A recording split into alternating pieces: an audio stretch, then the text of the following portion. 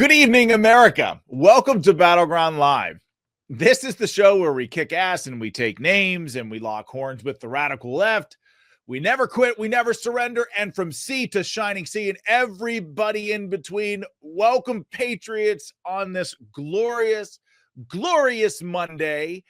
And I got to tell you, I got a packed show for you today because I didn't have a show on Friday because we were down in Washington, D.C. For Dave McCormick's swearing in. Of course, the newly elected senator from Pennsylvania. We flipped the seat here in Pennsylvania, one of the few swing states to do that. We got rid of Bob Casey. We kicked him to the curb. We got Dave McCormick in there now, but Commander Melanie and I went down there on Friday. That was amazing. I'm going to tell you about that here in a second. But I got like planning this show. Brock, when he was still training me up to do this stuff, used to make fun of me for how many pieces of sound I would pull for like a 3-hour show. And I mean, and rightfully so.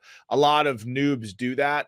But I feel like, and by the way, I'm still a noob, but I feel like I pulled sound from Friday and all the way throughout the weekend. And of course, today. And there has been a lot that has happened, which is surprising considering that it's really last weekend was really the last weekend of Christmas break. In fact, last week, and of course I took the week off the week before, were kind of holiday-ish type weeks, and it didn't feel like regularly scheduled programming. It feels like regularly scheduled programming now. We're back in a battle rhythm, and that is a very, very good thing. Lots of OG members of the battle crew back in the chat today. It's absolutely awesome. And we got some new folks in here, and I'm telling you, welcome to the show. To anybody that's watching or listening to this show for the very first time, this is largely regarded, the chat on this show and the community on this show is largely regarded as the best on Rumble. I cannot even tell you how many times I hear that. And that warms my heart because when we first started this, I think you go back and watch the first couple of episodes that I did solo that were really, with a political bent. That's one of the first things I said. This is your show. It's about building a community to save this country. And guess what? We did. We won an historic election this cycle, and we did it through community building. And really, this show, hey, we're a smaller audience, but we pack a pretty big punch, and we're getting bigger by the day. We're making a real difference here, I think. And when I say we are getting bigger by the day, I mean it. We're almost to 20,000 subscribers, followers here on this show. That is crazy to me because just last year, when I first started this show, I probably had 300 followers, and that's because Brock told a lot of Wendy's audience to follow me when Wendy was live on the radio. But we've come a long way, and that's because of you. So thank you all. And, right at the top of the show, OGs, you already know this stuff. Smash that like button, that little green thumb beneath the video.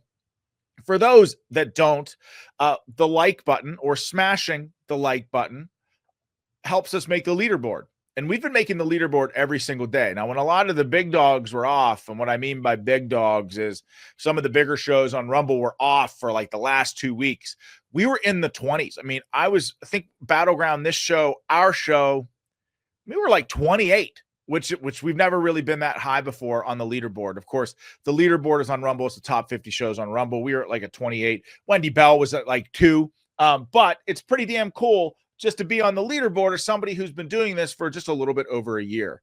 So for those of you all who maybe missed a couple shows over the holidays, of course, completely understand that. I think Kathy said, just waiting for things to calm down a little bit in the live chat before the show. And Kathy, I could not agree more. I took a week off for the show over Christmas, realized very quickly it's an honor to me to be to have the torch passed from my parents and my grandparents to me for Christmas. We love every single second of it. And then of course you got 5 kids, you got Santa visiting. It's just a crazy, hectic time. And yeah, we took the week off from the show. I don't think there was a way that I could have done it anyway, given myself fully to the family that week. But it wasn't much of a week off. And I mean, I say that it was a blessing. I'm not complaining at all. Don't misunderstand me, especially if I'm articulating myself poorly. The following week was also pretty crazy, and today was even crazier. I feel like with the Trump transition coming, it's just nonstop in a good way. But look, I feel like this nation, I'm a little bit on edge as we approach Trump's inauguration, but today, mostly peaceful protest day, January 6th, huge day in certifying Trump's victory. We're going to talk about that here in a second. But if you missed the show last week, then you might have also missed the fact that I filled in for Clay and Buck Sexton. And Clay and Buck Sexton, speaking of passing the torches, Clay Travis and Buck Sexton had the torch passed to them by Rush Limbaugh in their time slot. It's the biggest radio show in the country. I think they're on like something like 200 or 500 plus stations all across the country. I really connected with the producers on that show, and man, are they real pros. But the senior producer is a guy named Greg. He's a really great guy. And, I think Greg could tell that, I was a little bit nervous doing the show, but he did everything that he could to really put my mind at ease, like any good producer does. Brock did that for me when I first got into this. Chris on Jesse Kelly's show does that for me when I host for Jesse Kelly. These are really great producers. Greg was Rush Limbaugh's producer, and it's kind of an amazing thing to be able to sit in that chair, both for Clay Travis and Buck Sexton, and then Rush Limbaugh before them. But the producer sent me this today in my mail. This is a Rush Limbaugh mug. It says Rush Chief Patriotism Police Limbaugh on here, and then on the back, you recognize that, of course, but it says Officer, Patriotism, and Police Force. It's like an old school Rush Limbaugh mug, which is pretty damn awesome, especially when you consider that my dad loved Rush Limbaugh. And by the way, I am not and will never be on his level, but what a cultural icon he was. Greg also sent me Rush's book, which is pretty awesome. Look at this old school Rush right here. Like the way things ought to be. This is pretty awesome, right? I mean, every day is a blessing, especially when you consider that we're not guaranteed tomorrow. And so every day, we should live every day as if it's our last. So, of course, I mentioned that, yes, today is mostly peaceful protest day, and I'm kind of a lot to talk about here, folks. So sorry if I'm talking about personal stuff before I get into the news. I promise you we'll get into all of that and more on this show. But it's mostly peaceful protest day, but also it's my middle daughter's, Natalie's, it's her birthday. She's an insurrection baby. And it's her birthday today. And after the show, we are going to go out and eat. And she turns 14 today. So that is amazing. And then my youngest son, about a week later, like maybe 10 days later, it's his birthday as well. And he turns 12. So when my grandmother, and I've said this before on the show, but she used to say, don't blink. And I feel like I tell this story all the time. Last January, when it was her birthday, I said the same story, but these kids are just growing up so fast. So we love you, Natalie. Happy birthday. On behalf of every member of the battle crew of McGroin Nation, of the Nunchucks, if Dan Nunn and his peeps are here for the show, just on behalf of everybody, I know we love you. Happy birthday to Natalie, 14th birthday to Natalie. Okay. Can we talk about the swearing in of the U.S. Senate? Melanie and I got to go down there. It was an amazing experience just to watch the Republicans take back the majority in the Senate with Kamala Harris having to swear them in. That was very gratifying. Let me just say, that was very gratifying because she had to basically swear in the new Senate majority as the losing presidential candidate, which was awesome. But she also, when she kicked it off, she screwed up the Pledge of Allegiance. So check this out. Listen. In pledging allegiance to our flag. I pledge allegiance to the United States of America and to the... And now listen, you're probably thinking that, oh man, Sean's going to savage Kamala Harris now. But you know what? I think that I probably won't. And you know why? Because she's probably pretty nervous. And when I filled in on Wendy Bell's show, Of course, he does the pledge right at the top of every show. I messed up the pledge once when I was really nervous, despite it being written down for me right in front of me. So I think that we can give Kamala Harris maybe a little bit. Can we? Actually, let me come over to the live chat. Can we give Kamala Harris a little bit of some grace there on the pledge, or should we just say to hell with her? Let me know in the live chat. I want to see what you say. Give Kamala grace, or say hell no, to hell with her. I want to hear what you have to say. And I see what Loki said because she was drunk. I got to tell you, that would not have been hard to everybody. Weiser says yes. I'm getting a couple of yeses. Bob Bryan say yes. And I'm getting a lot of F hers. I'm getting a lot of no's. So a good mix here. But yeah, if I were Kamala Harris, let me just say it. I lost in the historic way that she did in a landslide of epic proportions. I might be drunk at 11:30 in the morning when they swear in the Senate as well. Something else that happened that day in Washington, D.C. was the Speaker of the House vote. And unfortunately, I wasn't on the air when I didn't have a show on Friday night, so I couldn't address it then. But I'll tell you, listen, I know that many of you all have issues with Speaker Johnson. And I think that in many ways, I've addressed this on the show, but I'm going to recap it for people who are just back with us here. Speaker Johnson has made some bad decisions in his time as speaker, in his short time as speaker. But I'll tell you, just so you have all the facts, because this isn't often talked about. He was kind of fed what we call in the military a shit sandwich. Forgive the knuckle dragging terminology. I'm a knuckle dragger. You can take the guy out of the infantry, but you can't take the infantry out of the guy. I'm sorry to say. Actually, not sorry to say, but Speaker Johnson took over for Kevin McCarthy. And all of Kevin McCarthy had his committee people in, his loyalists in key positions. He didn't really have an opportunity to make his imprint on the conference, on the Republican conference. So he kind of just was filling in with a razor thin majority, and Republicans having the ability to file a motion to vacate the chair if he really messed up. So there's not making excuses for him. I do think he made some mistakes that he did not have to make leading up to this vote.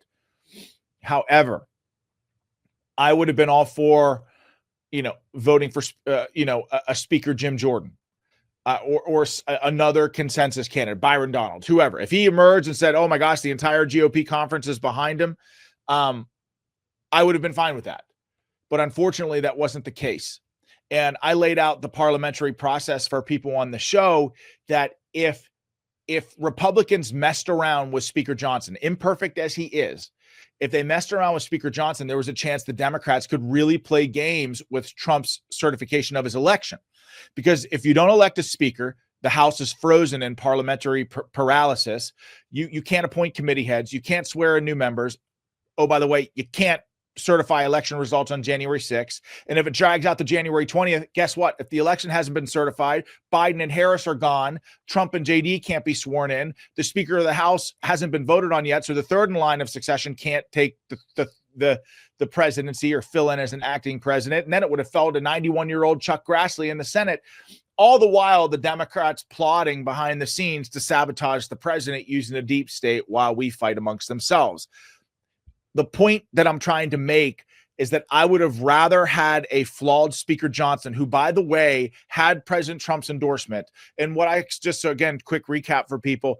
If we all, generally speaking, believe that a president is entitled to their cabinet, whether they're Democrat or Republican, a president is entitled to their cabinet, to their closest advisors, then shouldn't Trump also be entitled to the speaker of his choice? Well, that was, in this case, Speaker Johnson. This is just my logic. You don't have to agree. I believe that Speaker Johnson was not perfect, but I also believe any delay could have had disastrous consequences for President Trump. And for me, getting President Trump in the Oval Office at noon on January 20th is more important than anything. I have said that the most dangerous period in this country will be from November 6th to January 20th after President Trump won, because all the bad guys still control all the levers of power, and they've demonstrated an unbelievable willingness to abuse that power in the lead up to the election, and will certainly do it again when they still have power before Trump has ascended. So this all worries me. But those worries have been allayed now that Speaker Johnson was elected Speaker on the very first vote. Listen, I'm going to say it again. You guys are probably going to tell me to shut up and move on, and I understand that. Speaker Johnson was imperfect, but he was all we had. And we need Trump in office. Rather have Trump in office and have a flawed speaker than no flawed speaker and Trump not in office. I have neither, right? I want Trump in office. He's the driving force behind the Republican Party. He's the leader of the Republican Party. Nothing can stand in our way from that happening. And so we cleared what was a very critical hurdle on Friday. And the reason why that is important is that not only was Speaker Johnson elected, but the House locked down their rules package for the 119th Congress. The House turned around that day and swore in new members for the 119th Congress. They met this weekend, over the weekend. I mean, many members did, especially a lot of leadership. Some members went home. They weren't supposed to, but some members went home. But the vast majority of the GOP met over this weekend to hammer out the first 90 days of the Trump presidency. And they plan to be pretty damn aggressive in the first 90 days, which is necessary. And the reason why it's necessary is Joe Biden, that animated corpse that is in the White House right now, is the worst president in the history of our country. And it is not even particularly close. We know he's not cognitively there. So that means somebody behind the curtain is pulling the strings. Future GOP Congress, GOP Senate, GOP controlled White House. Like, you got to investigate who the hell is actually making the decisions behind the scenes. I think that's actually a fairly big priority of the Trump presidency, is investigate who's actually making these decisions. Because I got news for you, folks. We didn't elect him. I can tell you that much. But as if you needed more proof that Biden was the worst president of all time, chances are you don't. But he gave Hillary Clinton and George Soros the Presidential Medal of Freedom, the highest civilian award in our country. Hillary Clinton is one of the most destructive forces in my lifetime in American politics. The entire Russia collusion hoax can essentially be laid right at her feet. She has never once been held accountable for deleting 33,000 emails and having classified information on a private server. Remember, what do you mean, Ed? Wipe down my email like server with a cloth? Like wipe it? No, of course he meant BleachBit, destroying all the evidence with hammers. Can you believe that? She was never once held accountable for any of that. Yet here we are with Trump. He was a sitting president, the ultimate declassification authority, and they threatened to throw President Trump in prison for the rest of his life. I mean, it's absolutely ridiculous that we've come to this point in our country. But this is a slap in the face of the American people. It's a slap in the face of law and order. And George Soros is the same thing. He is one of the most destructive forces in American history. Let me tell you something about George Soros, folks. There is no other country on the face of the planet that wouldn't kick George Soros out of their country yesterday for the things that he has done to this country. These Soros-funded DAs release violent criminals back out onto the streets, which is why violent crime has spiked to historic levels in this country. George Soros has worked overtime to destabilize our currency here.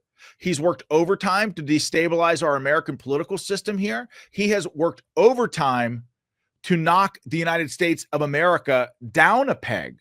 And that no other country would allow one of its citizens to do that. I mean, we're the USA, but this guy is an unbelievably damaging force. And here, the Democrats, what they do is just throw this stuff in your face all the time.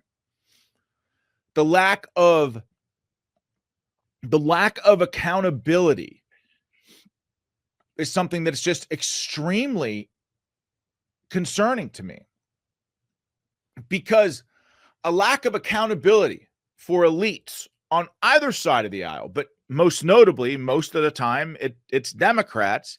In fact, I can't think of a single time where it wasn't just simply Democrats, but when there's no accountability for elites in our society, it can lead to a dangerous place where society takes law and order into their own hands. And that's not something that we ever want to see. And so, but this is what the Democrats do. They throw this stuff in your face all the time. And as if these presidential medals of freedom to Soros and Hillary Clinton weren't enough. And there were others, but Hillary and Soros were the two big ones. You have Joe Biden, just 45 minutes before this show went live, released 11 Yemeni terrorists from Guantanamo Bay just days before leaving office. All of these terrorists were captured in the aftermath of 9/11. And Joe Biden just released them. And when you add that to the fact the fact that Khalid Sheikh Mohammed is not going to be, very likely not going to be receiving the death penalty anymore because of Joe Biden and a Joe Biden plea deal, it really makes you wonder if this guy's not some sort of destructive Manchurian candidate. Look, I know it sounds crazy, but I don't see how you make these decisions as commander-in-chief, whether you're a Democrat or Republican, these decisions of releasing terrorists, releasing violent criminals onto the streets, arresting January 6ers and throwing them in prison and allowing them to languish in prison. I don't know how you make these decisions while simultaneously saying that you love this country. I think those two things are mutually exclusive.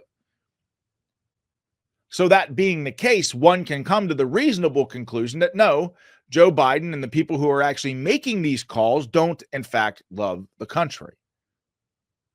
Not at all. But folks, the globalist agenda is collapsing. I'm going to tell you about that here in just a second. But let me first, boy, I've been going on and on and on. I'm sorry. I'm looking over here in the live chat. Really a lot to talk about today. Sorry, folks. This went on for 20 straight minutes at the top of the show. But let me tell you about My Patriot Supply. We're in crunch time right now. A new administration could be sworn in soon. But as great as that is, that also means our enemies have days left to stir up trouble. That could mean a cyber attack, an invasion, God forbid, a nuclear strike. So until the longtime bureaucrats are out of Washington, I'm not taking any chances. That's why I have an emergency food kit from My Patriot Supply. Right now, they're offering $100 off their 3-month emergency food kit. It's got 2,000 calories per day for 3 whole months.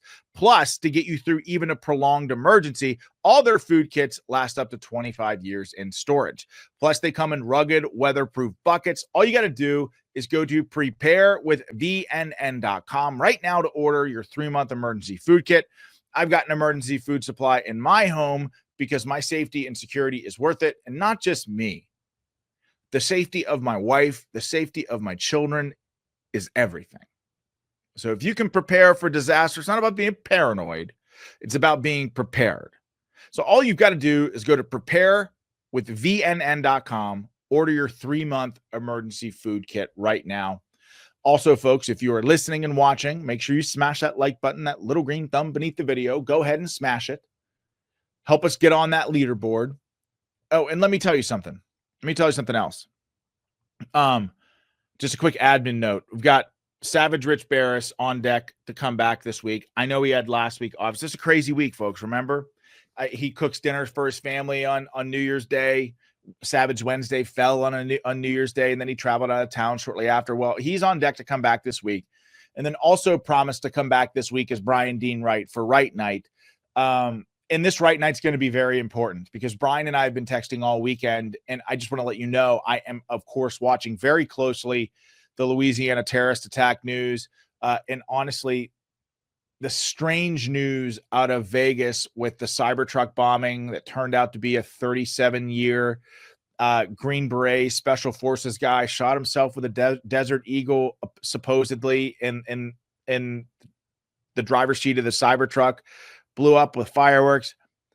I'm just telling you, there's so much strange stuff that is surrounding that.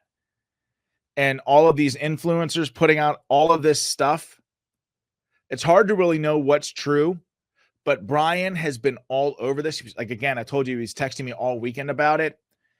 We're going to do a deep dive on this, and he and I are going to talk about this when he comes back on the show this week. So I kind of want to refrain from talking about it with you until that point, because this stuff is just so strange, and I don't want to get out over my skis, ahead of my skis on this one.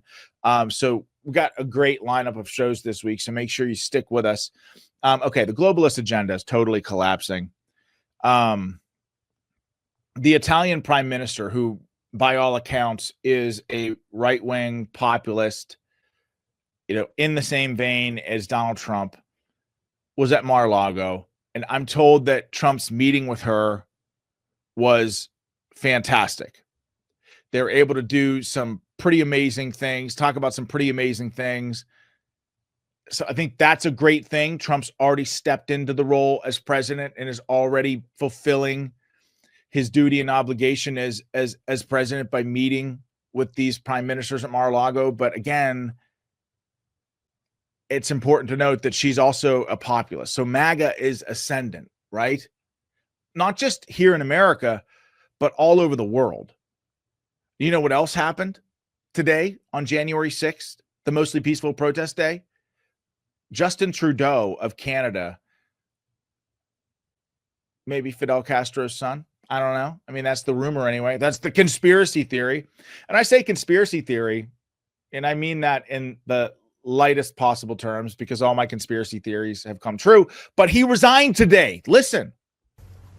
I intend to resign as party leader, as prime minister, after the party selects its next leader through a robust, nationwide, competitive process. Last night, I asked the president of the Liberal Party to begin that process. This country deserves a real choice in the next election, and it has become clear to me that if I'm having to fight internal battles, I cannot be the best option in that election.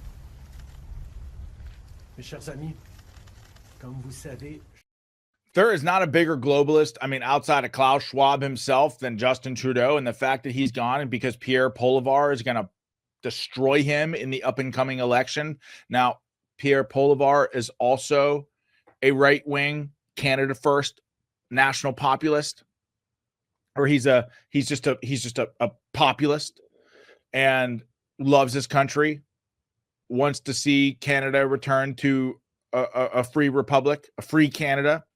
MAGA is ascendant all over the world. This is a great thing for us and global stability, folks, because you know that people who put their country first, what comes often with that, if you're putting the American people first, if you're putting the Canadian people first, if you're putting the Italian people first, you don't so willingly throw them into the fire, into these forever wars. I mean, part of putting your people first is to take care of them and make sure that they have everything that they need on the home front, and that we're not getting them involved in forever wars. So I think that MAGA is one of those things, is one of those globalist movements that's picking up steam, because the world, especially in critical places, is really sick and tired of business as usual.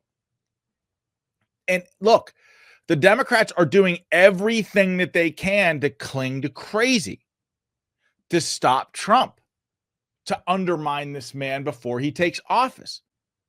I mean, Merchan's ruling that he's going to make Trump sit in a virtual sentencing where he's going to convict him of these, quote, these fake crimes in New York, but say, oh, no jail time. Folks, this is a political maneuver in the truest sense of the word. The Democrats simply want the talking point that you are a convicted felon. All this time, this entire year, Democrats have been calling Trump that, despite the fact that he's not been convicted of anything. They just lie. But Merchan is going to convict him. He's going to waive the jail time. He's already said you're guilty. He's going to waive the jail time. Of course, Trump's going to ascend to the Oval Office here in a couple of weeks. But the Democrats want to, for the next 4 years, be able to call President Trump a convicted felon. I say this because I want you to pay attention to the narrative that's going to be building in the next couple of weeks. It won't surprise you. The Democrats have been doing this for the past year, but watch how the Democrats celebrate lawfare, celebrate Juan Merchan's ruling here. And the thing was a complete joke from the very beginning. It's a shame that this stuff happened in America. We got a couple flags here from Aunt Cindy. I see Patriot Riders raided the stream. Welcome, Patriot Riders. We love having you here. Great to have you here on Battleground Live. Also, Pat, thank you for the Rumble Rant tips. You got 2 here. Thank you. But Pat says, you think the donations to the Biden Library Fund have gone up by the millions since those medals were given out to all those rich traders the other day? Yeah, I do. Actually, Pat, yeah, I do. Because this is how this game Patriot Raiders. I didn't say Riders. Jeez. Oh my gosh. Sorry. Yeah, Pat, that's how this game is played. Quid pro quo all the way. So let's talk about some positive stuff. So today, mostly peaceful protest day, Kamala Harris had to come out and certify an election that she lost, and it was pretty awesome. And we're going to celebrate that now. But here's Kamala Harris talking about doing her constitutional obligation. Peaceful transfer of power is one of the most fundamental principles of American democracy. As much as any other principle, it is what distinguishes our system of government from monarchy or tyranny. Today at the United States Capitol, I will perform my constitutional duty as Vice President of the United States to certify the results of the 2024 election. This duty is a sacred obligation, one I will uphold, guided by love of country, loyalty to our Constitution, and my unwavering faith in the American people.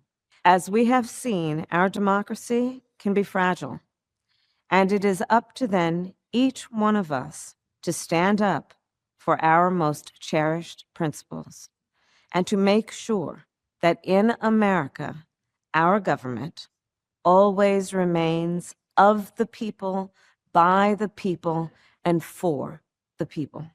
May God bless you, and may God bless the United States of America.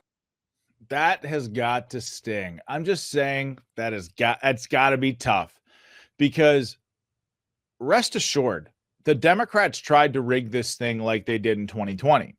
You just look at some of the swing seats in Wisconsin, Nevada, and Arizona. A lot of the election math didn't add up in those statewide races for Kerry Lake in Arizona, Sam Brown in Nevada, and Eric Hovde in Wisconsin. I mean, just Eric Hovde especially got screwed over, because not only did they try to pull some real shenanigans in the cities of Wisconsin, like Milwaukee, they even had America First and Libertarian candidate on the ballot that siphoned away more than what his margin of loss was. Democrats tried this, but too big to rig. Whoever made that slogan on the Trump team was a genius. I wish I could tell you who it was. I could probably find out. In fact, maybe I will. But it was a genius, because there is something too big to rig. The Democrats can only cheat in as far as the voter rolls will let them go. And so if just everybody shows up and swamps the vote, which is also a Trump term, then there's really nothing that the Democrats can do. And especially when you add to that Trump shaved traditional Democrat, he took from traditional Democrat voting blocks like Black Americans and Latino Americans. So Trump ran an inside straight here. I mean, his margin of victory in Pennsylvania was really unbelievable. Unbelievable that he won by the margin that he did. I think well over 170,000 votes. But even CNN had to recognize and actually heard that Kamala Harris was nervous, Wasn't feeling good about having to certify her own loss, despite what she says there. Oh, she's proud to do her constitutional duty. Even CNN took Kamala Harris to task a little bit on this. Right. I was told by a source familiar with her thinking, Jake, I'm going to throw it back to you, that she is steeling herself for this moment where she is going to be presiding over her own loss. Thank you, Manu. To be fair, now Kamala day drinks all the time, I'm told. But to be fair, I'm fairly certain that I would probably have been drunk if I had to do what she did. So that leads us to Kamala Harris officially certifying her own loss. Got to celebrate this, folks. Celebrate the small victories when we have them. And by the way, this is no small victory. This is a big one. The votes for President of the United States are as follows. Donald J. Trump of the state of Florida has received 312 votes. Kamala D. Harris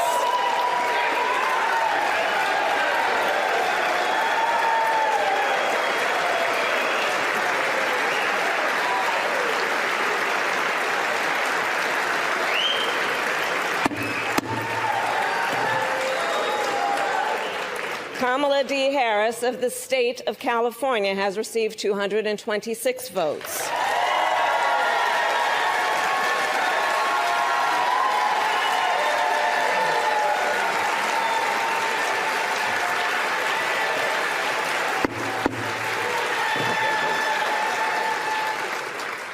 The whole number of electors appointed to vote for Vice President of the United States is 538. Within that whole number, a majority is 270.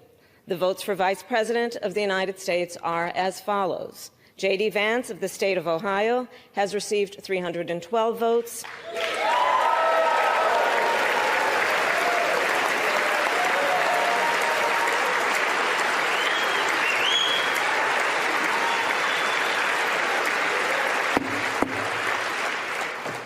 Tim Walz of the state of Minnesota has received 226 votes.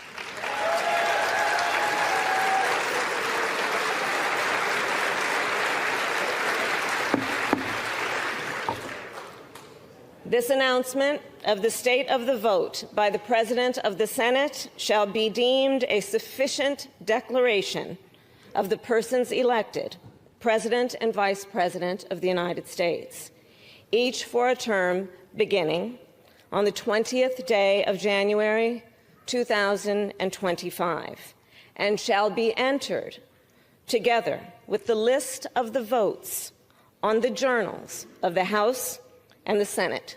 Thank you very much.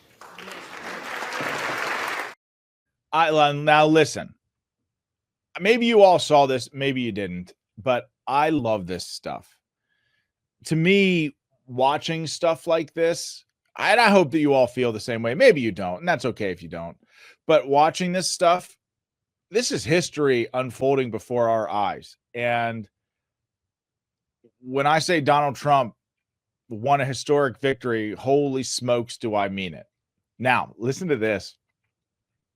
It's mostly peaceful protest day to all of us, but the media has been going apoplectic with J6 bullshit. I still don't think that they realize that the American people, and I mean this in the most sincere way, that the American people do not give a shit about January 6th at all. So to my friends who are Democrats, which I have none, but to Democrats out there who might be hate listening, those folks who give thumbs down on the show,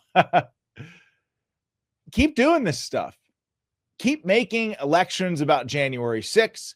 Keep using the term insurrection. I mean, can we just say for a second how insane that term was? I've said it before on the show. I laid out my thought process, how I think the term, well, I know they deliberately chose the word insurrection 2 days after January 6th, because they intended, even back then, to weaponize an insurrection argument in court, 14th Amendment argument, barring President Trump from ever running again, kicking him off the ballot. And they tried that in swing states all across the country. This was a planned setup from the very beginning. So to Democrats, keep going all in on the crazy. And believe me when I tell you, these people are insane. Just look at the Democrats doing a January 6th moment of silence at the Capitol entrance. I'm telling you, these people are the biggest cornballs in the freaking world.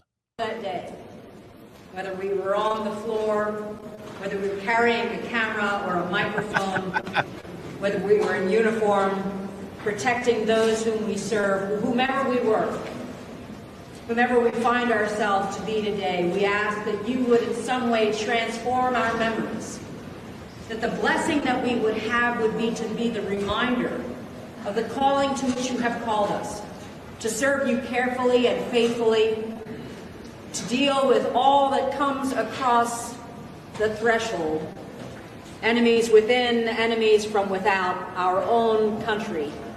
We pray then that we would serve you now even more carefully, even more specifically intending to preserve all that you have given us, this experiment that is so precarious, that in this we would be the strength,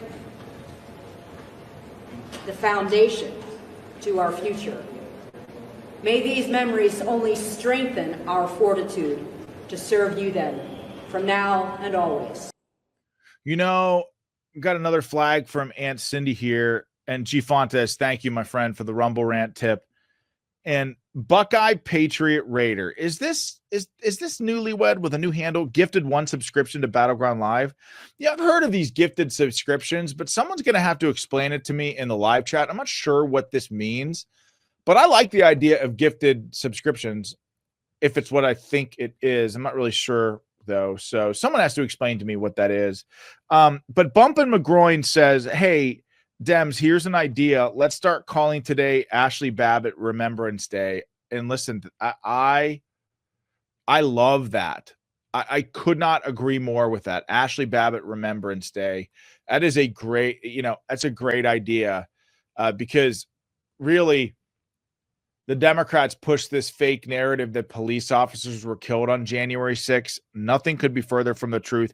They still throw up this lie out there today. In fact, a Massachusetts congressman was just on CNN today saying that multiple police officers were killed on January 6th. This is just a straight up conspiracy theory. It did not happen. The only people who died on January 6th were Trump protesters, and Ashley Babbitt was one of them. So, I mean, but all of these Democrat shenanigans, it's just these people are just the most absurd people on the face of the planet. And now Monica Lewinsky's boyfriend, Jake Tapper, listen to him and his histrionics about January 6th. Right now you're looking at images from the floor of the House of Representatives. Members of the House and Senate are gathering in what is there, and there is the Speaker Mike Johnson and Vice President Kamala Harris. It's obviously a bipartisan or even nonpartisan event where the leaders of this country come together to count the electoral votes. There's Ted Cruz, a senator from Texas, who was one of the main individuals who helped cause what happened 4 years ago. I find that to be totally despicable, because the last time a Republican won the presidency and no Democrats challenged the electoral count in the House of Representatives was 1988. So challenging the electoral count, Democrat, Republican wins, is a common thing that people do all the time. So for Jake Tapper to say that Ted Cruz caused it, and you want to know why Jake Tapper said that, is because Ted Cruz backed my lawsuit that challenged Pennsylvania's unconstitutional no excuse mail-in ballot law in 2020, which went all the way to the United States Supreme Court. It was a rigorous constitutional argument. Congressman Mike Kelly was on the case with me. the radical leftist Pennsylvania Supreme Court case. Listen to this. Listen to this. The radical Pennsylvania Supreme Court, radical leftist Pennsylvania Supreme Court. They didn't address the merits of my case. In fact, they said, oh, everyone said voter fraud didn't exist. My case wasn't about voter fraud. My case was all about an unconstitutional law that allowed the rollout of no excuse mail-in ballots. In other words, sending in a mail-in ballot for no reason whatsoever. Up to that point in Pennsylvania, you can only do it for 4 very specific reasons. Having no excuse was not one of them. It violated our Pennsylvania state constitution in several different ways. I had case law going back all the way to the Civil War. So when I saw that the PA Supreme Court talked about voter fraud, I realized very quickly that they didn't even bother to address my case. So we appealed to the United States Supreme Court. But before we did that, the PA Supreme Court dismissed my case, again, a constitutional election law case, with prejudice, meaning that anyone in the state of Pennsylvania can bring a lawsuit on Act 77 and challenge its constitutionality, except for me. You see how the Democrats do that? If Republicans did that, it would be headline news all across the country of a weaponized court system. And oh my gosh, the ACLU would be involved. But if you're a Republican, the courts are completely weaponized against you. But Ted Cruz backed that lawsuit 100%. Ted Cruz also, you can go back and look this up. Ted Cruz also offered to argue this case, because it was very rigorous constitutionally and very rich in constitutional history. Ted Cruz actually offered to argue this case on the floor of the United States Supreme Court. A sitting United States senator offering as a lawyer to argue a case in front of the U.S. Supreme Court. I'm sorry, it's kind of cool that having been involved in all of this history, I never thought this would be possible. But that's pretty darn cool. That, folks, a little behind the scenes stuff there for you. That's exactly what Jake Tapper was referring to when he said that Ted Cruz caused it. So to Jake Tapper, endorsing and backing what is a constitutional case on the merits all the way is tantamount to inciting an insurrection, which, by the way, is crazy to use the term insurrection. I already said, a couple reasons why, but also, in order for it to be an insurrection, we have to believe that Buffalo Man would have been sitting president of the United States. Buffalo Man. I mean, come on. Yeah, but the Democrats have been absolutely histrionic about January 6th all day today. Listen to The View. Try not to let your IQ diminish. I think we need to find moral clarity, in this country. And I just remember after January 6th, you had someone like Mitch McConnell placing the blame on January 6th where it belonged, squarely on Donald Trump's shoulders. Mm-hmm. And then you started seeing people backtrack that and losing their moral center. You had Condoleezza Rice, I believe, on this very show saying, we need to move on from January 6th. Mm-hmm. I say no. You don't move on, because January 6th was an atrocity. It was one of the worst moments in American history. And when you think about the worst moments in American history, like World War II, things that happened, like the Holocaust, chattel slavery, we need to never forget, because past becomes prologue if you forget any race. Oh my. So now J6, again, the only people who were killed were Republican protesters. Now these dipshit liberals